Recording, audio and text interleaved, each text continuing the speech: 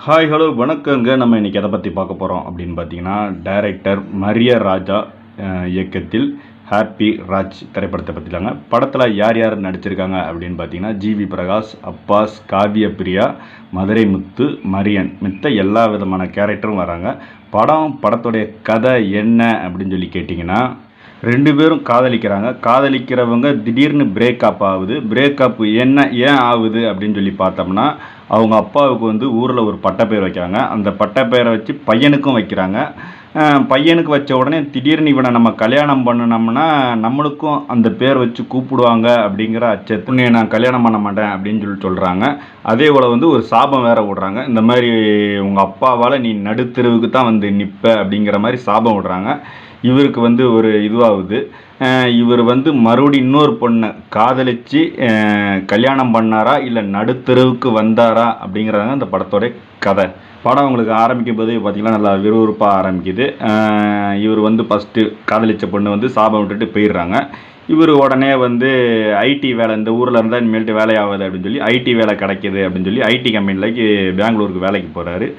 அங்கே போன உடனே ஒரு பொண்ணை பார்க்குறாரு. பார்த்த உடனே காதல் உடனே வந்துடுது. அவங்களுக்கும் உடனே காதல் வந்துடுது. 2 பேரும் நல்லா பழகுறாங்க. பழகின உடனே பெண் வீட்டு சைடு வந்து அவங்க அப்பா அம்மாவை பார்க்கணும் அப்படின்னு சொல்லி ஏற்பாடு பண்ணுறாங்க. உடனே வந்து இவர் வந்து ஃபோட்டோலாம் காட்டுறாரு. காட்டினோடனே சரி நேரில் பார்க்கலாம் அப்படின்னு சொல்லி நேரில் வர சொல்கிறாங்க. நேரில் பார்த்த உடனே பார்த்தீங்கன்னா ஒரே அதிர்ச்சி ஆகுறாங்க. ஏன்னு பார்த்தீங்கன்னா இவங்களுடைய கேரக்டர் முக பாவனையை வச்சு அதிர்ச்சி ஆகி இவங்க ஒரு பிச்சைக்காரன் ஃபேமிலி அப்படிங்கிற மாதிரி ஒரு அவமானப்படுத்தி இது பண்ணுறாங்க. இதெல்லாம் தாண்டி அவங்க எப்படி 2 பேரும் ஒன்று சேர்றாங்க, எப்படி அந்த ஃபேமிலிக்குள்ளே ஒரு அண்டர்ஸ்டாண்டிங் வருது அப்படிங்கிறாங்க அந்த படத்தோட மீதி கதை. படம் பார்த்தீங்கன்னா ஃபஸ்ட் ஹாப் வந்து ரொம்ப சூப்பராக இருக்குது. ஃபஸ்ட்டு ஆரம்பிக்கும்போது அந்த பொண்ணு ஃபஸ்ட்டு கேரக்டர் வந்து கழட்டி விடுறது, அப்புறமேட்டு வந்து இவர் ஃபீலிங் ஆகி பெங்களூருக்கு வர்றது, பெங்களூரில் வந்து உடனே ஒரு காதல் வர்றது, அப்புறம் ஃப்ரெண்டுங்க கூட அப்படியே காமெடி பண்ணுறது, மதுரை முத்து காமெடி வந்து நல்லா ஒர்க் அவுட் ஆகிருக்கு. இதெல்லாம் வந்து பார்த்திங்கன்னா ஃபஸ்ட் ஹாப் வந்து நல்லா சூப்பராக போகுது. செகண்ட் ஹாஃபு அப்படின்னு சொல்லி பார்த்தீங்கன்னா கொஞ்சம் போர் அடிக்குது. அப்புறமேட்டு பார்த்திங்கன்னா அந்த சென்டிமெண்ட்டு காட்சிலாம் வரும்போது பார்த்திங்கன்னா கொஞ்சம் அப்படியே லெவல் ஆக்கிடுறாங்க.